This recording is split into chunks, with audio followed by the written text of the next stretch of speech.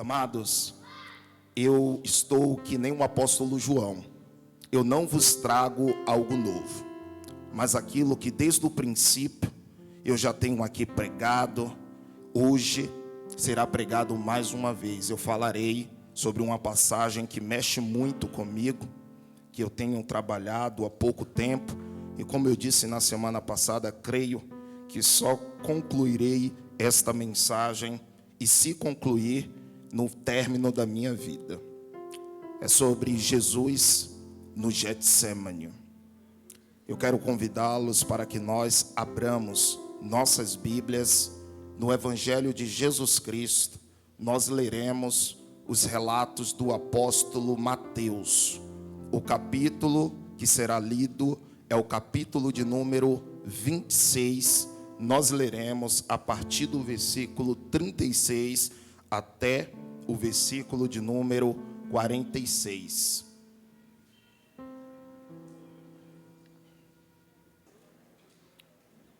Evangelho de Jesus Cristo, os relatos são do apóstolo Mateus, o versículo é de número 36 até o versículo de número 46.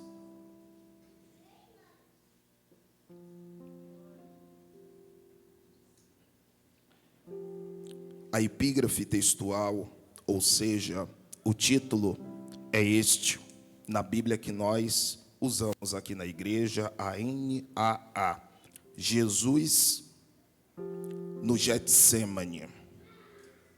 Versículo de número 36, assim diz: Em seguida, Jesus foi com eles a um lugar chamado Getsemane e disse aos seus discípulos: Sentem-se aqui, enquanto eu vou ali orar. E levando consigo Pedro e os 2 filhos de Zebedeu, começou a sentir-se tomado de tristeza e de angústia. Então lhes disse: A minha alma está profundamente triste até a morte. Fiquem aqui e vigiem comigo.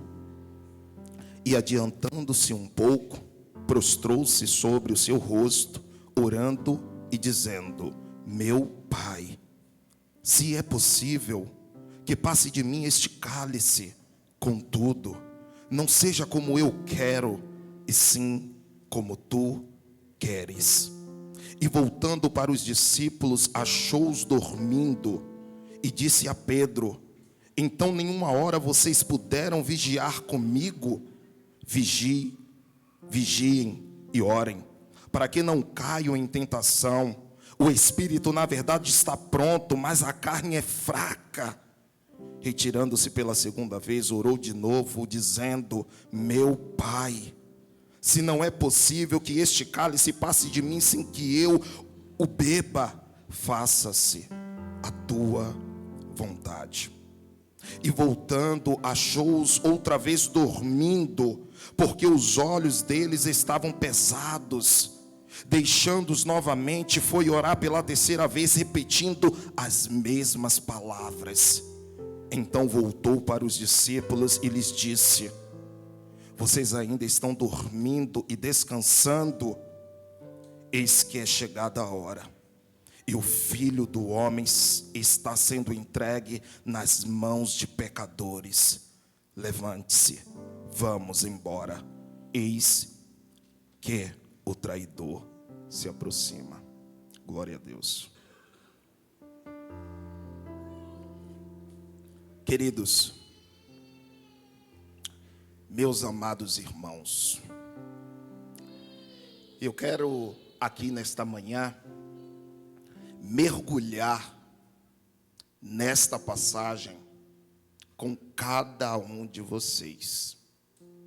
Eu quero aqui nesta manhã, queridos, entrar neste jardim do Getsemane e com vocês, ali, irmã Ana, extrair verdades preciosas para a nossa vida. Irmãos, este acontecimento aqui, ele é tão importante que os 4 evangelhos o relatam.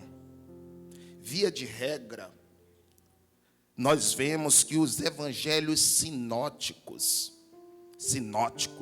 isto é, Mateus, Marcos e Lucas, eles contêm histórias em comum. Já o evangelho que João escreveu não é sinótico, pois ele relata eventos, acontecimentos que os outros não mencionam. Todavia, conforme o que eu falei, este acontecimento é tão importante que todos os 4 evangelhos o mencionam.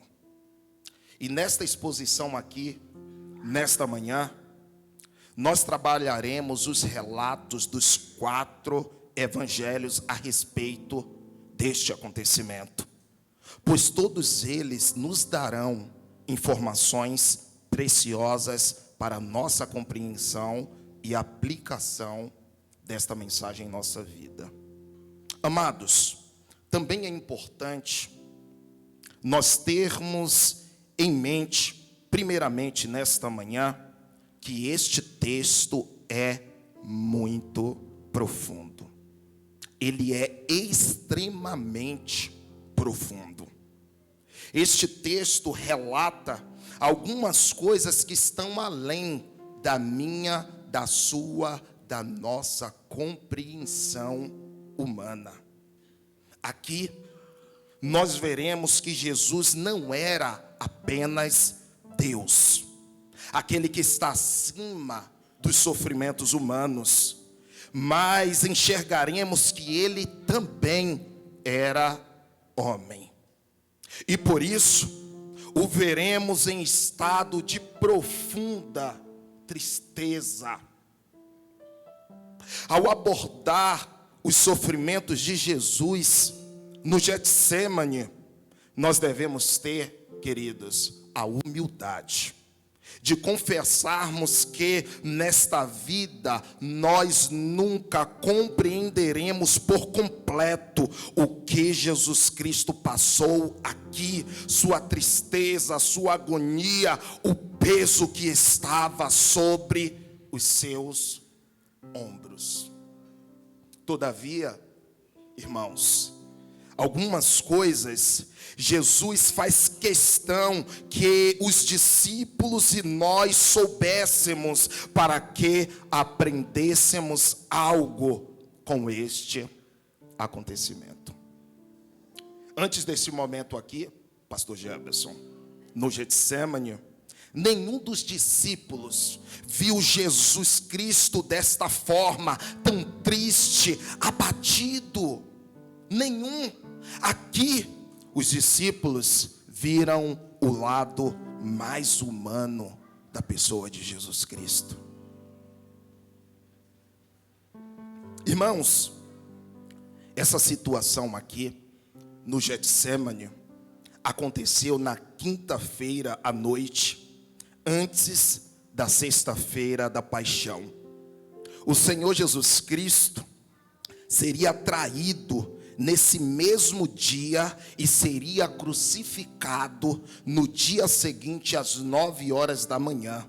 E às 15 horas, Jesus Cristo morreria na cruz. Às 15 horas da sexta-feira. Jesus estava na companhia dos seus discípulos. E antes de caminhar com eles para esse lugar chamado Getsêmani, eles estavam em um local onde Marcos chama de cenáculo. Meus irmãos, cenáculo é uma sala que fica no andar superior de uma casa. Ali eram feitas refeições, ali pessoas se reuniam para orar, como em Atos dos Apóstolos, onde os 120 se reuniram. E nesse local, no cenáculo, ou sala, Jesus, ele comeu a refeição da Páscoa com seus discípulos.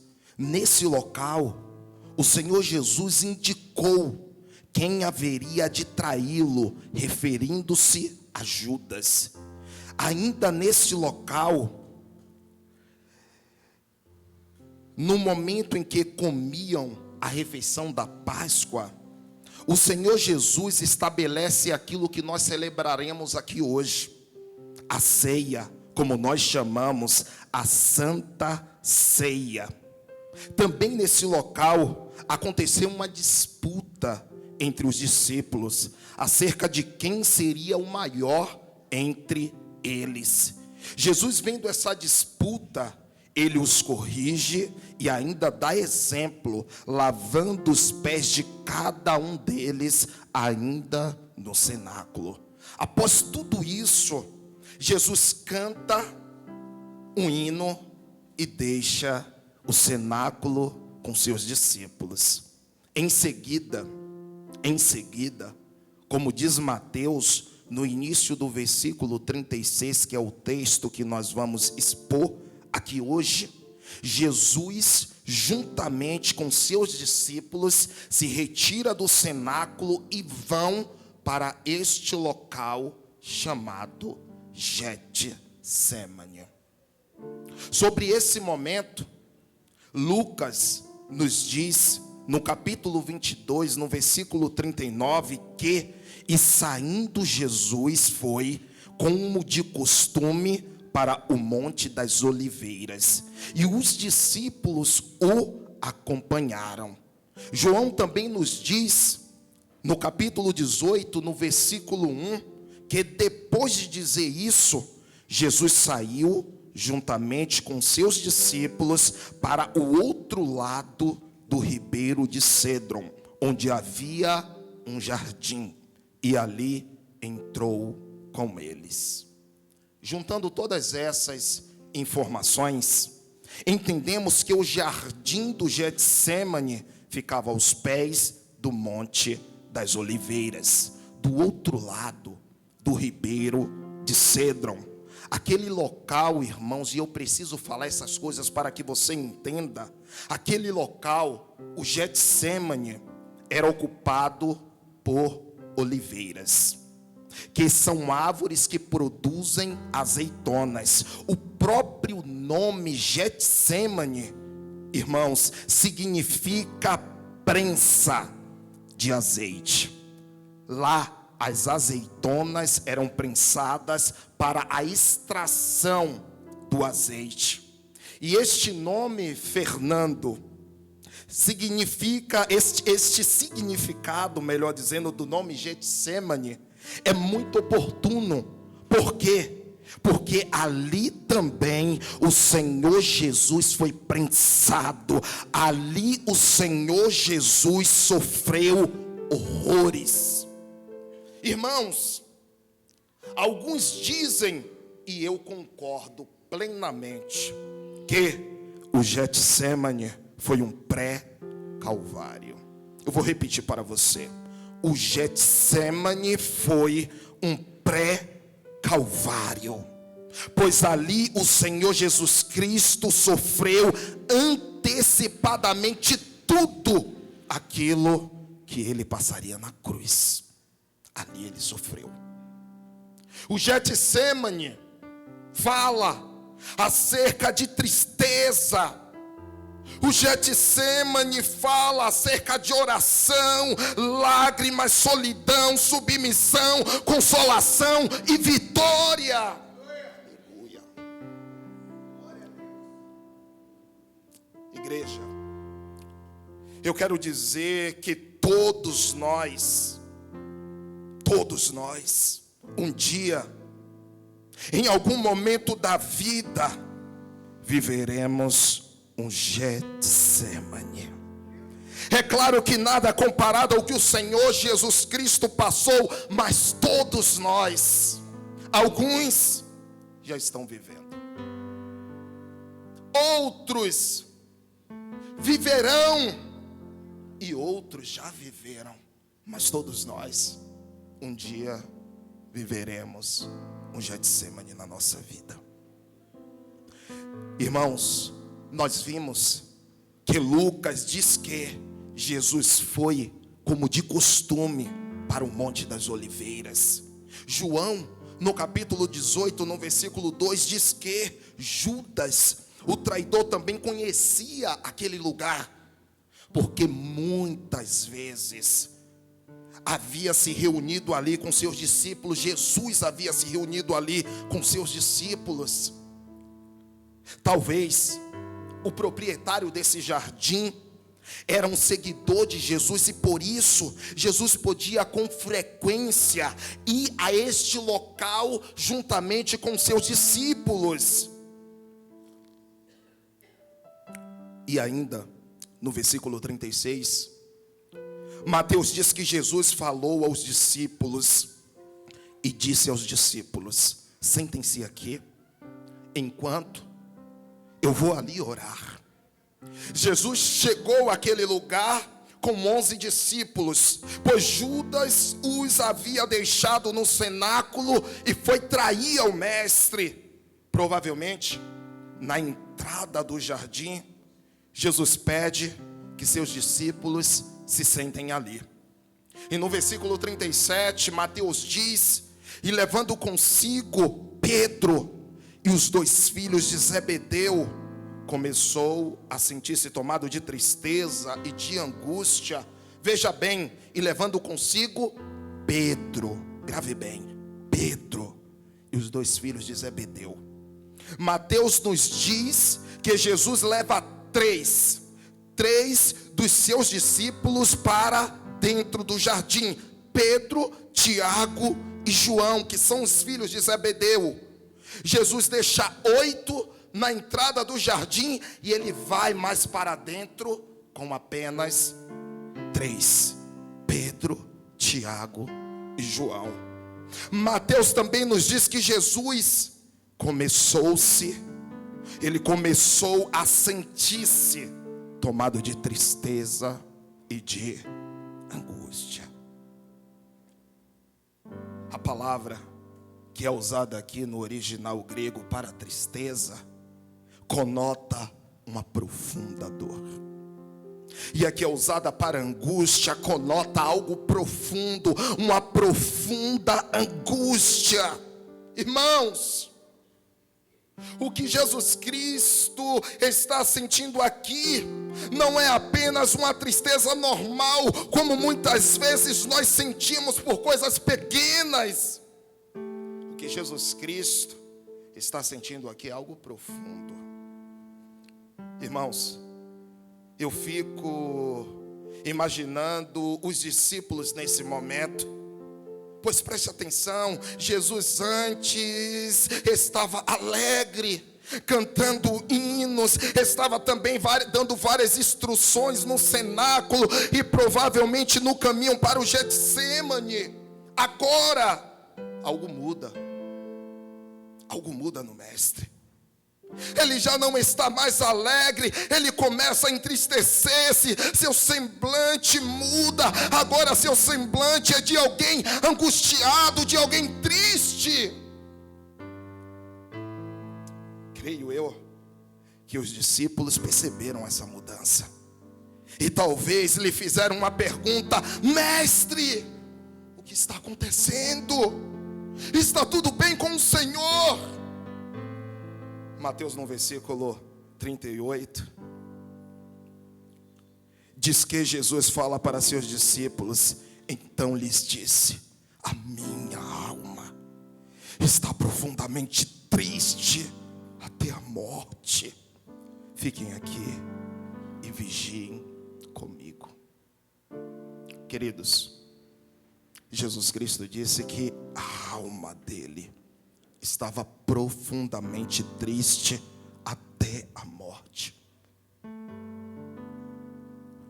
Irmãos, a expressão que é usada aqui sugere uma tristeza que quase mata.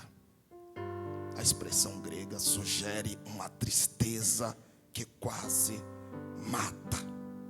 Eu fico imaginando os discípulos deste momento. Imagina comigo essa situação. Os discípulos, quando ouviram essas palavras do Senhor Jesus, parece que o chão deve ter sumido. Sabe por quê? Eles devem ter tido essa reação, porque muitas vezes eu e vocês, nós tratamos os nossos líderes como se fosse uma fortaleza inabalável. Nós somos tendenciosos em acharmos que os nossos líderes estão acima das tristezas, das angústias desta presente era. Aqui, os discípulos e nós estamos diante do líder dos líderes. Nós estamos diante do Filho de Deus. Nós estamos diante do Deus homem em seu lado mais humano.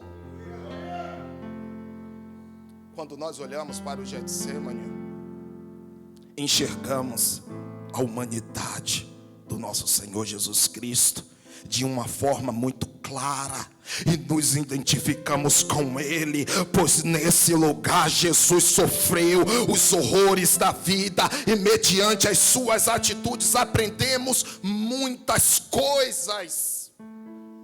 Irmãos, ao levar, preste bem atenção nisso, isso é importante. Ao levar 3 dos seus discípulos para mais dentro, para mais ali, para dentro do jardim, Jesus nos ensina pelo menos 3 verdades. A primeira verdade é que, em momentos de aflições, nós precisamos de alguém conosco. Eu vou repetir. A primeira verdade é que, em momentos de aflições, nós precisamos de alguém conosco. Jesus nos mostra tal verdade ao levar 3 dos seus discípulos para dentro do jardim naquele momento de extrema dificuldade. Irmãos, homens precisam de Deus? Sim, é claro. Todavia, homens precisam de homens. É por isso que é melhor que sejam 2. Nós precisamos de alguém ao nosso lado, alguém que possamos confiar. O problema, irmãos, não é acharmos alguém que nós confiemos. O problema é que em muitos casos nós não confiamos em ninguém.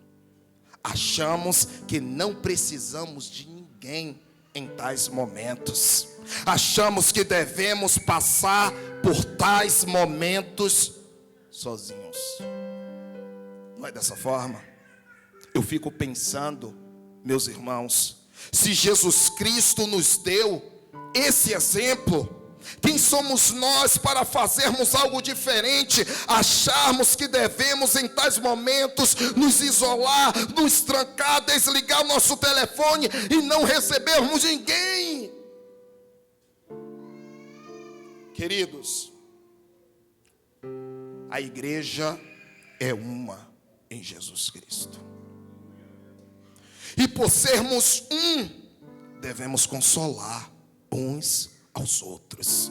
Devemos compartilhar as nossas dificuldades. Devemos nos alegrar com aqueles que se alegram e chorar com aqueles que choram. É assim que a igreja age. Não somos igreja sozinhos. Precisamos estarmos juntos. Aleluias. Eu fico muito feliz. Alguns dias atrás eu não estava bem. Eu fiz um exame, eu tomei umas medicações que me afetou bastante. Minha esposa, eu nem sabia. Ela compartilhou com alguns irmãos. E depois eu recebi um feedback dos irmãos. Como você está? Estava orando por você. Isso é algo que mexeu comigo. Esse carinho, esse amor, essa unidade. E Jesus também, irmãos, nos mostra isso ao levar seus discípulos com ele ali para dentro daquele jardim. Há pouco tempo atrás eu estava na Bahia. A maioria aqui sabem, meu pai ele teve um câncer e eu fiquei ali no hospital com ele praticamente um mês. eu recebi tantas mensagens. Eu recebi mensagens de consolo, de oração, e aquilo emociona, irmãos. A gente se sente mais forte para passar por tais momentos. É por isso que você deve ter pessoas ao seu lado. Jesus Cristo aqui nos ensina isso. A segunda verdade é que Jesus nos ensina que em momentos de aflições, nós precisamos de alguém para desabafar. Vocês entenderam?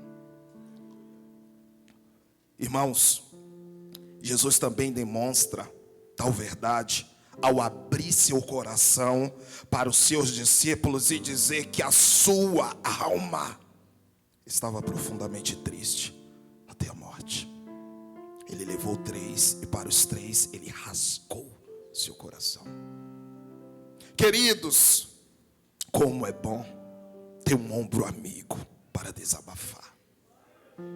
Contar as nossas dificuldades, os nossos medos, as nossas angústias, como é bom.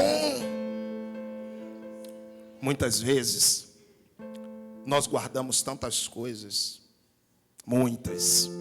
Se nós procurássemos alguém que tem a mesma fé que a nossa e desabafássemos, isso faria tão bem. Olha para Cristo que nos dá o exemplo. Jesus desabafa para os seus discípulos que estavam ali com ele e diz: a minha alma está profundamente triste até a morte. Aleluia. Irmão, Jesus precisava falar com o Pai em oração, sim, porém ele precisava desabafar com alguém. Ele escolheu aqueles que ele chamou de amigos. Aleluias. A terceira verdade é que em momentos de aflições nós precisamos de pessoas. Irmão Luiz, precisamos de pessoas, meu amado irmão, para orar conosco. Irmãos, quando Jesus Cristo leva os seus discípulos para dentro do jardim, ele leva-os para que também orasse com ele. E é por isso que no versículo 41 Jesus diz a eles: vigiem e orem, ou seja, orem comigo. Nesses momentos precisamos de alguém, pastor Ageu, para buscar a Deus conosco. Eu já disse aqui, irmãos, e repito, eu fico muito feliz quando vejo pessoas aqui no grupo da igreja compartilhando, pedindo oração. Ora comigo, eu estou com esse problema. Ora comigo, clama comigo. Eu não fico feliz pelo problema, eu fico feliz por nós entendermos esta unidade e recorrermos à igreja. Aleluia. Jesus, nesse momento de extrema tristeza, disse para seus discípulos: a minha alma está profundamente triste até a morte. Meus irmãos, nós vimos que a expressão que é usada aqui sugere uma tristeza tão profunda que quase mata. Eu quero te dizer que na realidade aqui, Jesus Cristo estava depressivo. É isso mesmo. Na realidade aqui, Jesus Cristo estava depressivo. E nós sabemos que a depressão não é uma mera tristeza, mas é algo que se sente na alma. Com isso aprendemos algumas verdades sobre a depressão. Meus irmãos, a primeira verdade é que depressão, sua causa, nem sempre são pecados escondidos. Segunda verdade é que depressão, sua causa, nem sempre é ação maligna. Terceira verdade é que depressão, sua causa, Muitas vezes são situações extremamente adversas que eu ou você podemos passar ou já estamos passando, e o nosso Senhor Jesus Cristo tem muito a nos ensinar em como lidar em tais momentos. Primeiro, meus irmãos, precisamos de amigos, como nós vimos. Não devemos nos isolar. Precisamos ter alguém ao nosso lado. Segunda verdade é que nós precisamos desabafar com alguém, colocar tudo aquilo para fora. A terceira verdade é que precisamos de tratamento espiritual. Precisamos buscar o nosso Deus, que é aquele que criou a alma, que sabe melhor lidar com ela. Aleluia! Irmãos, crentes também podem ser acometidos por depressão. Nós temos muitos exemplos na história, muitos homens de Deus melhores que nós, que passaram por este vale da depressão. Você lê o livro do John Piper, O Sorriso Escondido de Deus. Você vê David Brainerd, aquele homem missionário que se entregou ali à obra do Senhor, a evangelizar os índios americanos. Aquele jovem viveu momentos tristes de depressão, mas quando você lê aquele diário de David Brainerd, você vê o Espírito de Deus o consolando em todos os momentos de crise. Aleluia! No versículo 39 aqui, meus irmãos, nós vamos ver Jesus Cristo buscar ao Pai em oração, e com isso entendemos a enorme importância de buscarmos ao Senhor também nessas horas. Mateus, no capítulo 26, que nós estamos meditando, no versículo 39, diz que, e adiantando-se um pouco, prostrou-se sobre o seu rosto, orando e dizendo: meu Pai, se é possível, que passe de mim este cálice, contudo não seja como eu quero, e sim como tu queres. E adiantando-se um pouco, preste atenção, e adiantando-se um pouco. Irmãos, o Senhor Jesus Cristo não quer ser interrompido durante a sua oração, e por isso ele deixa até mesmo os 3 discípulos para trás e entra um pouco mais no jardim. Ele não deixa seus discípulos muito distantes, porque ele queria ter contato com eles ainda visual, queria que eles estivessem ainda próximo dele. Mateus diz que Jesus prostrou-se sobre o seu rosto, orando e dizendo: meu Pai, se é possível, que passe de mim este cálice, contudo não seja como eu quero, e sim como tu queres. Olhe para mim aqui, meus irmãos. Tendo chegado a um local adequado no jardim, Jesus Cristo lança-se de rosto em terra. Em profunda tristeza, ele ora ao Pai com reverência. Mateus diz que Jesus começa a sua oração dizendo: meu Pai. Já Marcos diz que Jesus inicia a sua oração com uma palavra em aramaico, Abba. Abba quer dizer Pai. Essa palavra demonstra intimidade. Esta palavra Abba demonstra ousadia e simplicidade na forma de se dirigir ao Pai.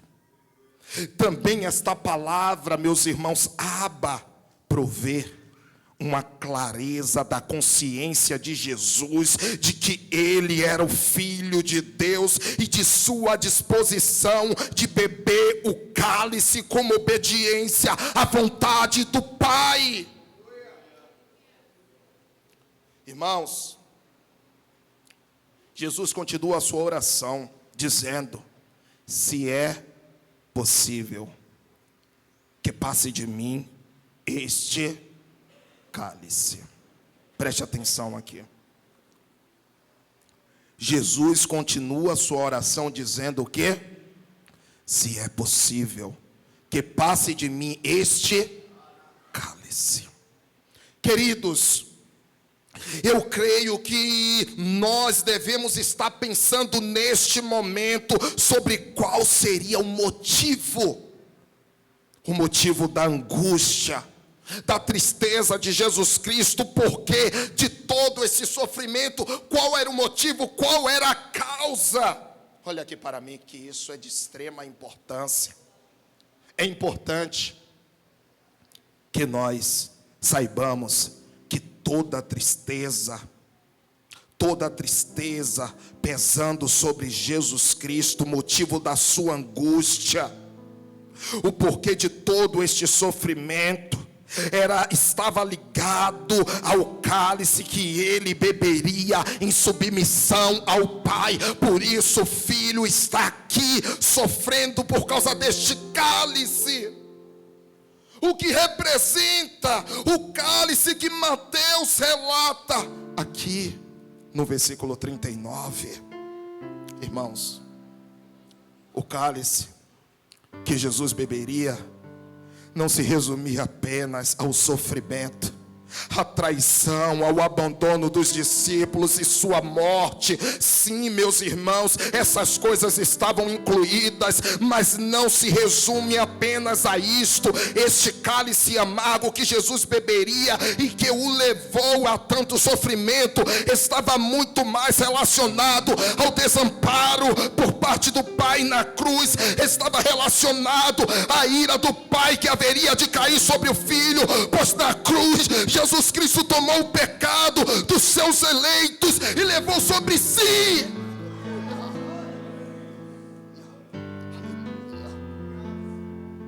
Jesus teria que beber todo este cálice.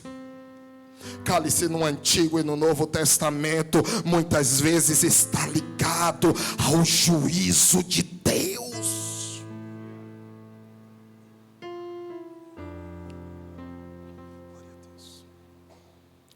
O Senhor Jesus, irmãos, bebeu tudo isso. Ou melhor, levou tudo isso sobre si na cruz. A ira do Pai caiu sobre o Filho na cruz. Olha aqui para mim. 2 Coríntios, capítulo 5, versículo 21. Diz que Jesus Cristo, irmãos, Jesus Cristo que não, fala de que Jesus Cristo que não conhecia o pecado, Deus o fez pecado por nós na cruz. Eu vou repetir. Jesus que não conhecia o pecado, o Deus Santo, o Pai o fez pecado na cruz. 1 Pedro, capítulo 2, versículo 24, diz que Jesus Cristo carregou em seu corpo os nossos pecados no madeiro, ou seja, na cruz os nossos pecados, Jesus carregou sobre seu corpo. Irmãos, porque Jesus Cristo estava carregando os pecados do seu povo na cruz, os pecados dos eleitos, os pecados da sua igreja, e consequentemente tornou-se pecado. Por causa disso, o Pai o desamparou naquele momento. É por isso que Mateus, no capítulo 27, no versículo 46, diz que na cruz Jesus disse: Eli, Eli, lema sabachthani, que quer dizer: Deus meu, por que me desamparaste? Por causa do seu pecado, por causa do meu pecado. Irmãos, ali no Getsêmani, Jesus Cristo sabia o que ia de acontecer algumas horas depois na cruz. Ele sabia que se tornaria pecado, que a ira do Pai cairia sobre si. Ele sabia que o Pai o desampararia naquele momento. Ele sabia de tudo isso, porque ele também era Deus, o Deus homem.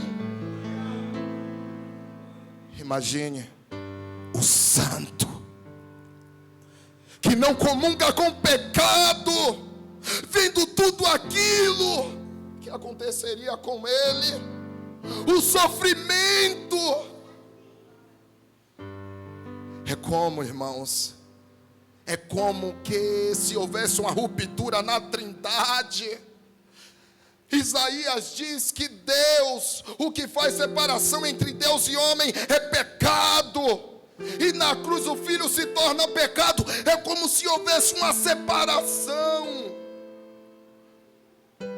Foi o meu, foi o seu pecado, foi o nosso pecado. O pecado é grave. O pecado levou o Filho de Deus para a cruz. Aleluia. Meu Deus. É por isso que Jesus ora para que, se possível, passe dele aquele cálice. Marcos chama esse cálice de aquela hora, a hora decisiva.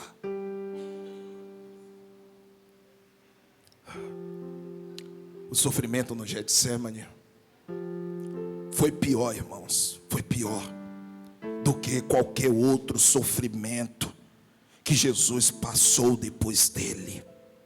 No Getsemane, Jesus sofreu antecipadamente a cruz, a carga dos pecados dos eleitos, o desamparo e todas as outras coisas que ele passaria até sua morte. No Getsemane, ele sofreu todas estas coisas. Após a oração, Jesus retorna para onde havia deixado os 3 discípulos e os encontra dormindo. Eu estou passando isso tudo por eles. Eu preciso deles para orar comigo. E quando eu vou vê-los, eles estão dormindo. Mateus 26, versículo 40. Mateus diz: e voltando para os discípulos, achou-os dormindo, e disse a Pedro, vou repetir, e disse a Pedro: então nenhuma hora vocês puderam vigiar comigo? Irmãos, Jesus disse a Pedro primeiramente: então nenhuma hora vocês puderam vigiar comigo. Mateus faz questão de destacar o nome de quem? Pedro. Tanto no versículo 37, quanto aqui no versículo 40, ele faz questão de destacar o nome de Pedro. Mas por que Pedro? Por que Mateus destaca o nome de Pedro? Irmãos, eu acredito que Mateus destaca o nome de Pedro porque foi ele, Pedro, que algumas horas antes havia dito que de maneira nenhuma negaria ao Senhor Jesus. Pedro colocou a sua fidelidade acima de todos os outros discípulos. Ele havia dito em Mateus 26, no capítulo 26, no versículo 33, assim: mas Pedro, tomando a palavra, disse a Jesus: ainda que o Senhor venha a ser tropeço para todos, nunca o será para mim. Pedro era muito autoconfiante. Ele achava que a sua fidelidade estava acima de todos os outros discípulos. E agora Jesus mostra que ele é tão fraco como os outros, pois não conseguiu vigiar e orar sequer uma hora. Irmãos, nós aprendemos algo com Pedro, porque nós não somos diferentes de Pedro. Nós, como Pedro, falamos muito e fazemos pouco.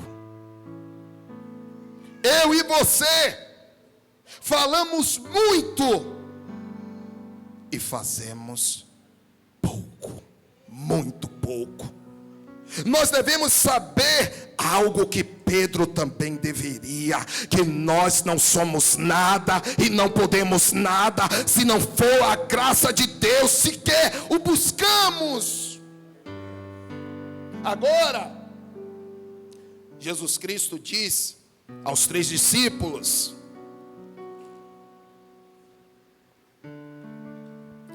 versículo 41, vigiem e orem, para que não caiam em tentação. O espírito na verdade está pronto, mas a carne é fraca. E nós gostamos muito, né, de repetir que a carne é fraca. Gostamos muito. Irmãos, Jesus começa dizendo: vigiem e orem. Um dos propósitos, e isso aqui é importante, de Jesus em levar seus discípulos para aquele lugar, era para que eles também vigiassem e orassem. Pois algo, Carlos, estava para acontecer, e eles precisavam estar constantes em oração. Jesus diz que era para orar, para que eles não caíssem em tentação. Irmãos, essas palavras, para que não caiam em tentação, não estão relacionadas apenas ao fato dos discípulos terem dormido fisicamente. Essa não era a tentação. Na realidade, essas palavras estão relacionadas ao que haveria de acontecer quando os discípulos abandonariam o seu Senhor por medo. Eles só não fariam isso se eles estivessem em oração.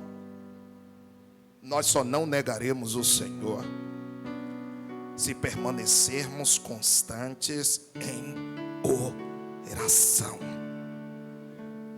Eles deveriam, irmã Débora, buscar força, coragem para não cair em tentação, e por meio da oração.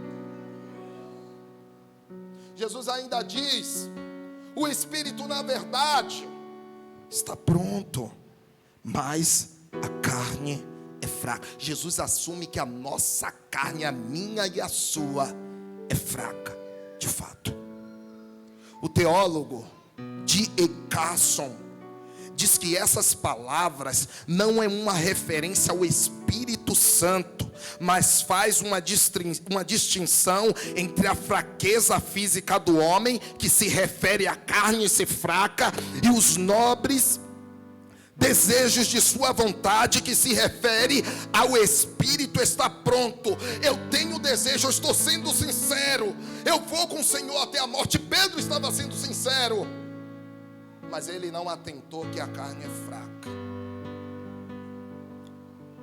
E a carne, ela só pode ser fortalecida por meio da oração. Ele diz que o zelo, D.A. Carson diz que o zelo espiritual com frequência é acompanhado de fraqueza carnal. Ou seja, os discípulos eram sinceros em suas palavras, todavia eram homens fracos como nós somos, e por isso fizeram o contrário daquilo que disseram. Quando abandonaram o Senhor no momento de perseguição, a carne realmente foi fraca. Por isso, igreja, nós devemos persistir em oração.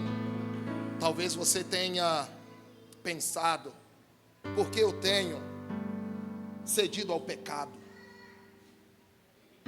Primeiro, porque você não vigiou e não orou. Não existe vida cristã sem oração. A intimidade com Deus que nós tanto desejamos não virá apenas pelo simples desejo. A intimidade que nós desejamos com o Senhor, o avivamento que nós clamamos, a visitação de Deus só virá quando a igreja prostrar-se diante do seu Deus. Não existe nenhuma visitação de Deus na história sobre os avivamentos relatados sem que a igreja não entendesse que precisava orar. E eu não vou te consolar dizendo ore 10 ou 15 minutos. É oração constante. Talvez os discípulos oraram 10, 15 minutos. Mas olha as palavras de Cristo. Vocês não puderam orar comigo 1 hora. Não, irmãos. Se nós não rasgarmos e não formos como Elias relatado por Tiago, se nós não perseverarmos em oração, Deus não nos visitará. Entenda isso, o que é fato.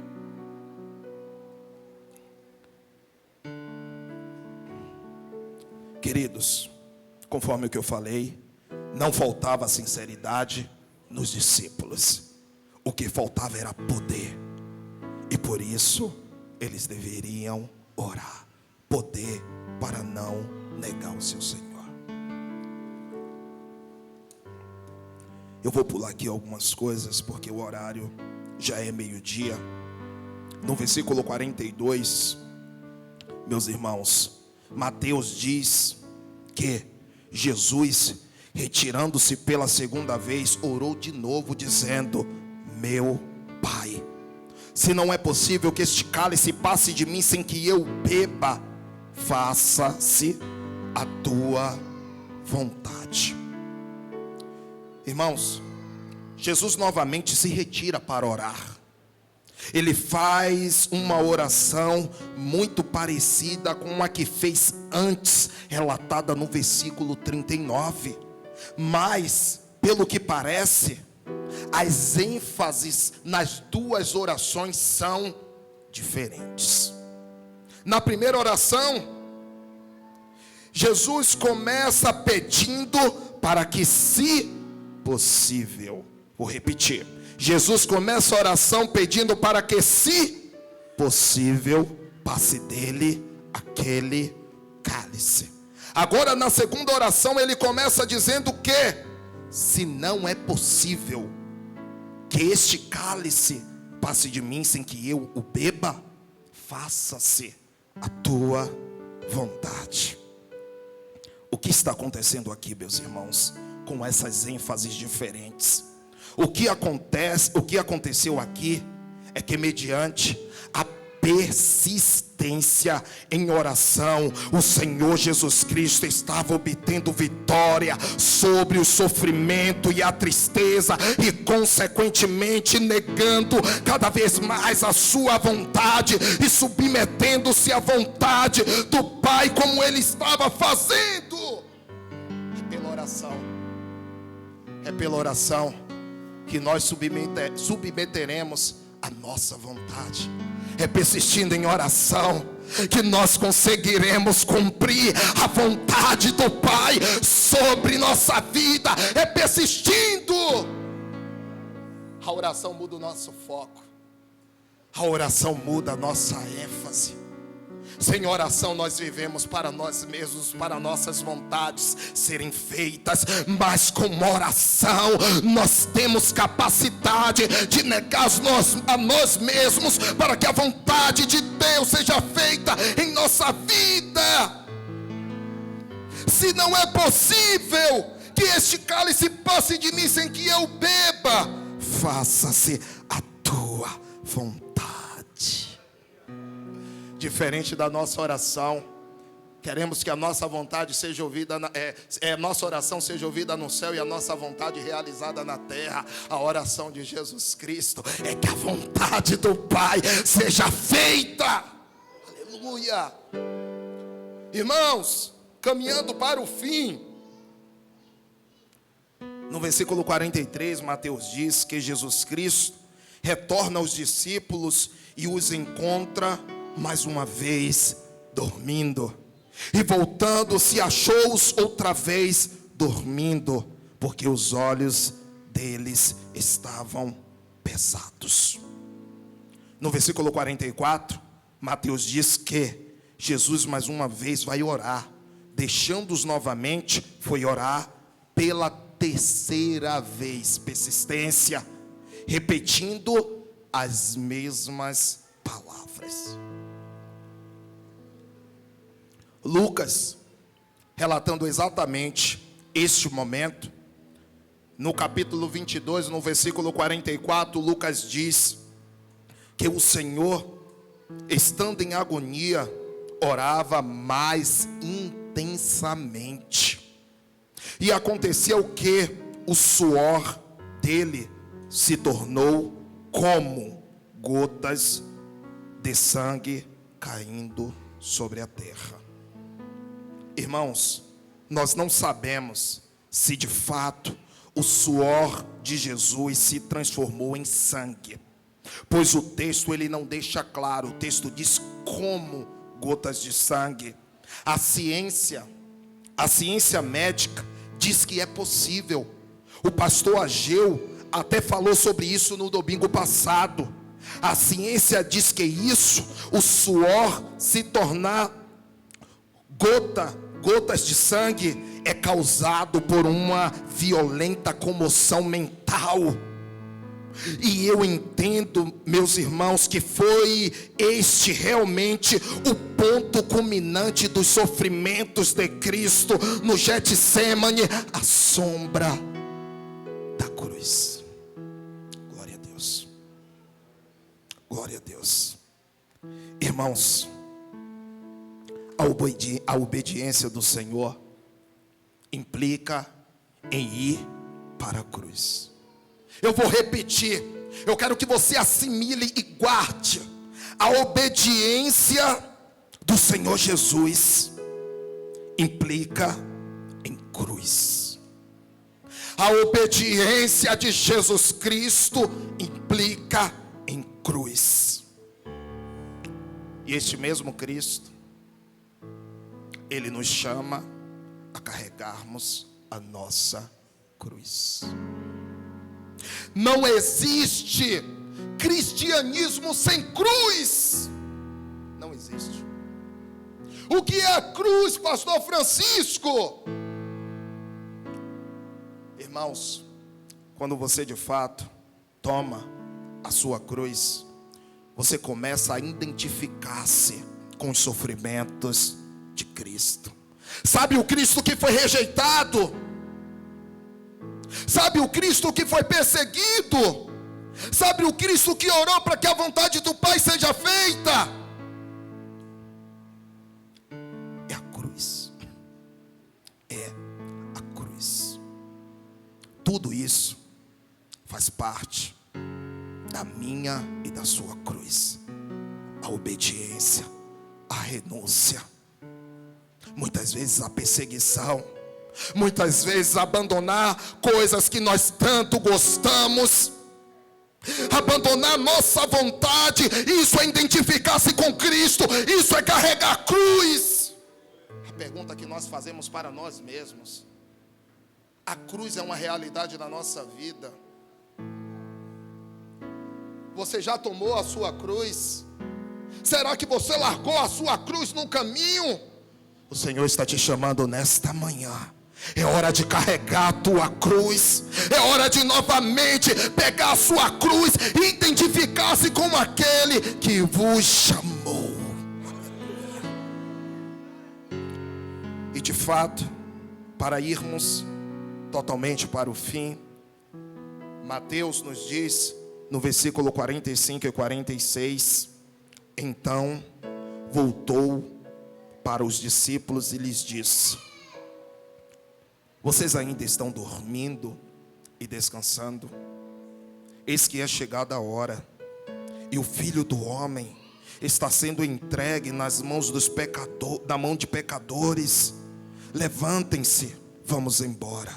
Eis que o traidor se aproxima.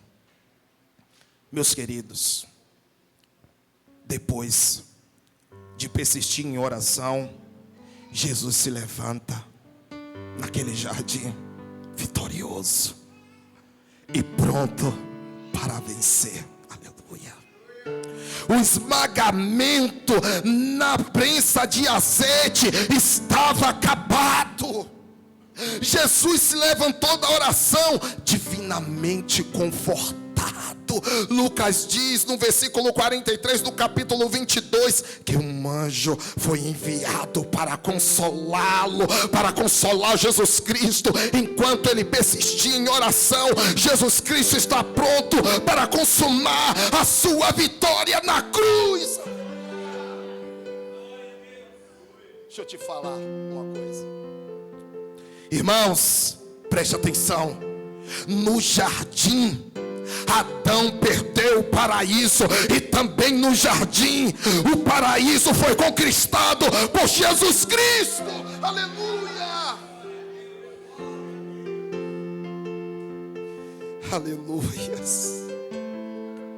No jardim Adão perdeu o paraíso, meus irmãos, e também no jardim do Getsemane Jesus conquistou o paraíso para seu povo eleito. Aleluia. Irmãos, algumas considerações finais. Primeiro, que nesta manhã, irmãos, na ceia do Senhor, possamos lembrar de tudo aquilo que o nosso Cristo passou por nós. E sejamos nesta manhã, irmã Juliana, gratos, minha esposa, em nossos corações, porque o nosso Cristo venceu. Segundo, que sabendo dos sofrimentos de Cristo, os sofrimentos que Ele passou por causa dos nossos pecados, busquemos uma vida mais santa, busquemos viver um cristianismo mais autêntico, um cristianismo maiúsculo, uma entrega verdadeira. Terceiro, que aqueles que estão passando ou passarão por momentos de depressão sejam consolados, encorajados, e que aqui eles achem consolo na palavra de Deus, em tudo aquilo que Jesus Cristo passou, consolo para perseverar, consolo para persistir em oração, crendo que o teu Deus está no controle de tudo. Aleluia. Quarto e último, que lembremos que para cada um de nós existe um Getsemane. Todavia, nenhum dos seus sofrimentos será ou chegará próximo do que o Filho de Deus passou no Getsemane. E que isso sirva de encorajamento.